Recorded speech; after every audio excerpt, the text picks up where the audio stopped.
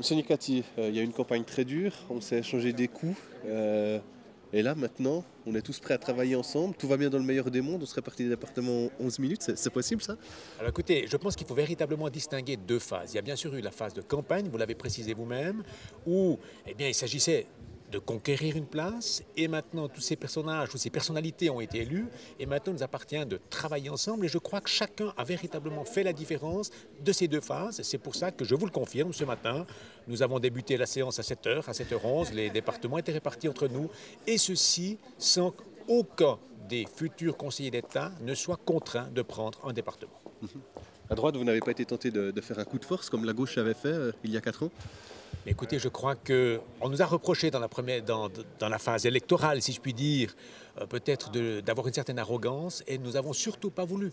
Nous avons considéré les compétences de chacun, en particulier celle de M. Jean Stouder.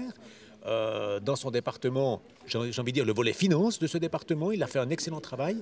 Et comment auriez-vous compris le fait que nous imposions ce matin, par exemple, que M. Stouder quitte ce département? Il a des compétences, il a bien travaillé, il a souhaité rester, donc pour nous, c'était logique.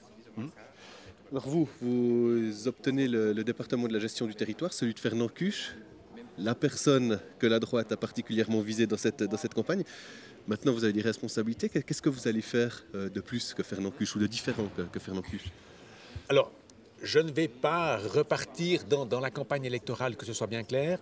Durant notre campagne, nous avons mis en évidence certaines choses que nous pouvions reprocher à M. Fernand Cuche, mais maintenant il s'agit, je vais éluder en fait concrètement votre question, et c'est volontairement que je le fais parce que je considère que cette phase est terminée. Maintenant il s'agit, parmi les priorités qui seront les miennes, avec la délégation du Conseil d'État dans certaines phases, puis le Conseil d'État pour l'entier, de poursuivre ce transrun.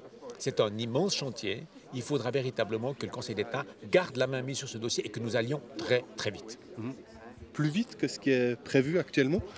Nous allons essayer d'aller encore plus vite. Pourquoi? En particulier en raison de la crise, afin que tout l'argent disponible puisse être utilisé pour ce transrun, pour que ce soit un projet fédérateur du canton.